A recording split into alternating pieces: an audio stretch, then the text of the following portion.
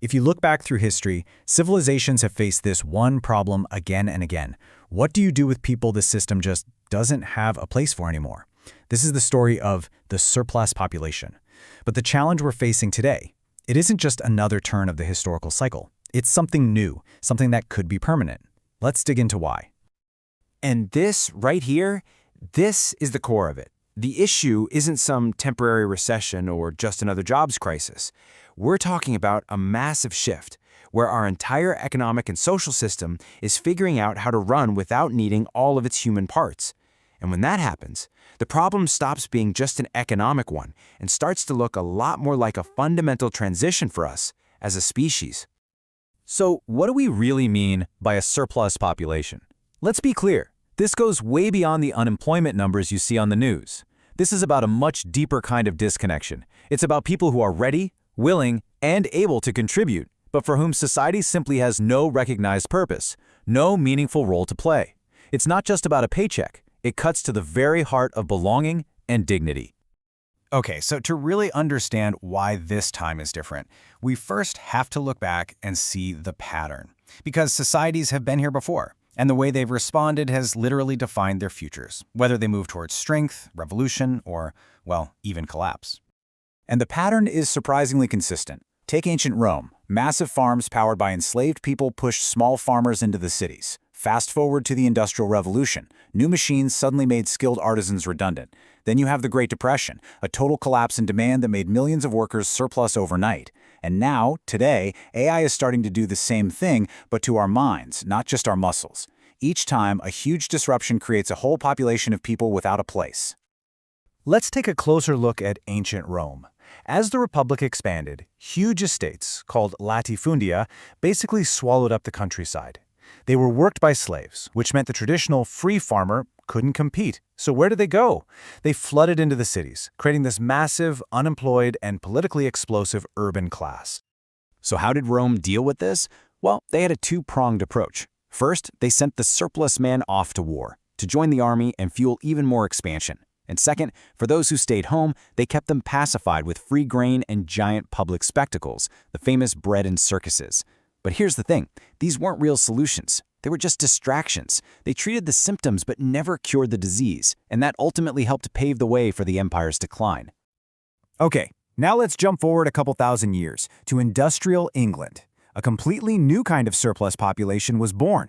It was created by these two powerful forces working together: mechanization, which wiped out the livelihoods of craftsmen, and the enclosure of common lands, which pushed peasants off the land and into the cities.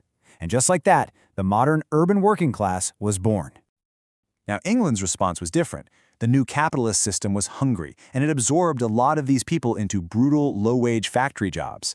But for everyone else, there were a couple of critical escape hatches: colonial expansion, which created new markets and new demand for labor, and mass emigration, sending millions to the Americas.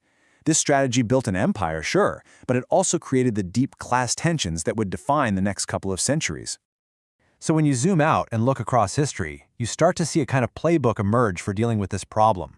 Societies either sent the surplus to war or they pacified them with welfare.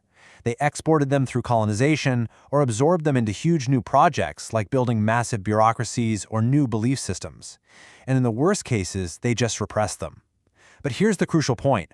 Almost all of these solutions relied on having a somewhere else to go, a new frontier to conquer, a new enemy to fight, or a new system to build. And that brings us right to the heart of why this time is so different. Those historical release valves, the geographical frontiers, the economic ones, even the ideological ones, they're all closing. The old playbook just isn't available to us anymore, and that makes our current moment completely unprecedented. Without new continents to settle, global wars to fight, or another wave of mass industrialization to soak up millions of workers, the surplus population is becoming a permanent feature of our world. It's not a bug that can be fixed with the next economic boom. It's becoming a feature of the system. This is surplus without an escape velocity. The scale of this is just staggering, and it's mostly invisible. Official unemployment numbers can look pretty low, but the International Labor Organization calculates what they call a jobs gap of 402 million people around the world.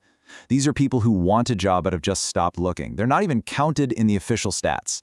A vast, hidden ocean of surplus.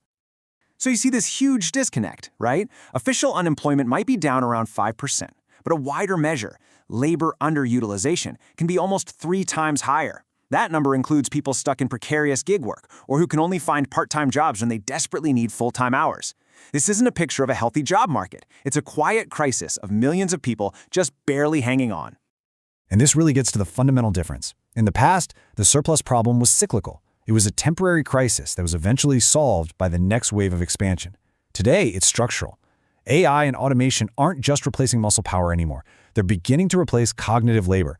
They're rewriting the basic logic of productivity itself, making human input not just less efficient, but in more and more areas simply unnecessary.